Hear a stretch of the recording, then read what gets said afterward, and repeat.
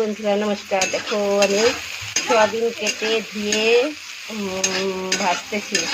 আজকে সোয়াবিনের সবজি হবে, তার জন্য কী কী কেটে নিয়েছি দেখো। সোয়াবিনটা আমি ভেজে নিচ্ছি। তার সাথে দেখো আমি দুটা ডিম ফেটিয়ে নিয়েছি, রসুন কুচি, টমেটো কুচি, পেঁয়াজ কুচি, কাঁচা লঙ্কা, লেবু, আদা কুচি, আলু। তো আমি রান্না শুরু করছি। তো সবচেয়ে প্রথমে আমি সোয়াবিনটা ভালো করে ভেজে নামিয়ে নেব। দেখুন সোয়াবিনটা আমার ভাজা হয়ে গেছে, আমি এখন নামিয়ে নেব।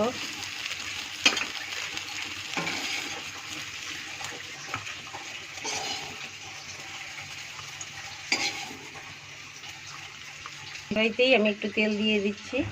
তো তেলটা একটু গরম, এই কড়াইতেই ডিমের মামলেটটা আমি করে নিলাম। দেখো এখন ডিমের মামলেট হয়ে গেছে, ডিমের মামলেটটা নামিয়ে নেব।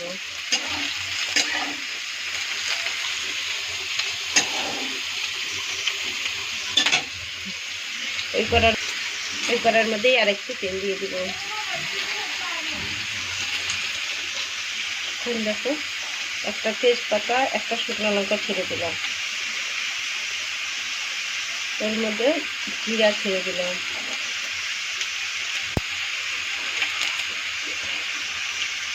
কয়েকটা কাঁচা লঙ্কা ছেড়ে দিলাম, একটু পেঁয়াজ কুচানো ছেড়ে দিলাম।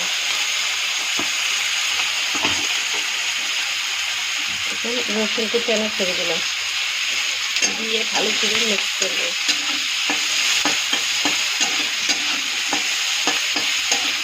ভালো করে মিক্স করে এখন ওর মধ্যে আমি আদা কুচানোটা ছেড়ে দিলাম। এটা একটু ভাজা ভাজা করে নিয়ে এর মধ্যে কেটে রাখা আলুটা ছেড়ে দিলাম। একটু একটু ভাজা ভাজা হয়ে গেছে, এখন আমি ওর মধ্যে টমেটো কুচিটা ছেড়ে দিব। আর একটু বড় বড় কেটে পেঁয়াজ রেখেছি, ওটাও ছেড়ে দিচ্ছি। ভালো করে মিক্স করব। মিক্স করে এর মধ্যে হলুদ দিয়ে দিব, স্বাদ অনুসারে লবণটা দিয়ে দিব। ভালো করে এটাকে আবারও মিক্স করব।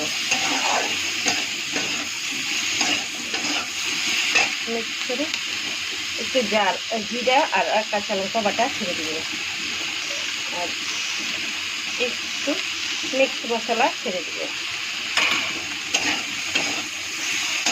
এখন ভালো ভালো করে একটু ভাজা ভাজা করব।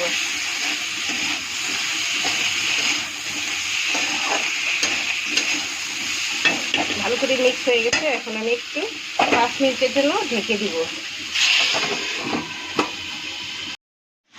দেখো আলুটা খুব সুন্দর ভাজা ভাজা হয়ে গেছে। এখন আমি এর মধ্যে সামান্য একটু লেবুর রস দিয়ে দিব।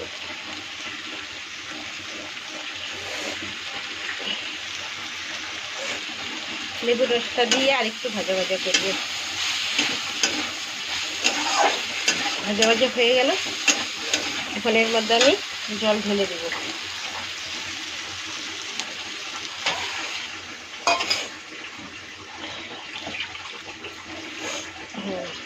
এখন একটু ভালো করে নেড়ে চেড়ে আবার 10 মিনিটের জন্য ঢেকে দিব। একটু ঝোলটা ফুটে গেছে, আলুটাও দেখো একটু সিদ্ধ হয়ে গেছে। তখন আমি সয়াবিনটা ছেড়ে দিব।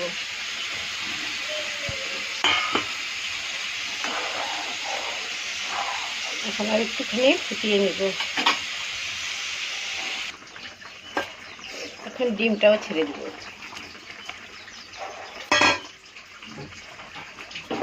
দিয়ে ভালো করে একটু নেড়ে ছেড়ে দেব।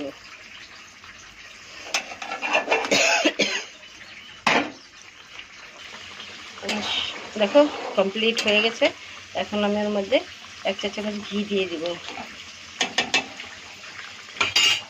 ঘি দিয়ে ভালো করে একটু নেড়ে চেড়ে এটাকে নামিয়ে নেব।